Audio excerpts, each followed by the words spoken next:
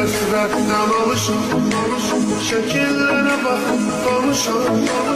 Çok isteyirdi kavuşan, vermedi fırsat geceler.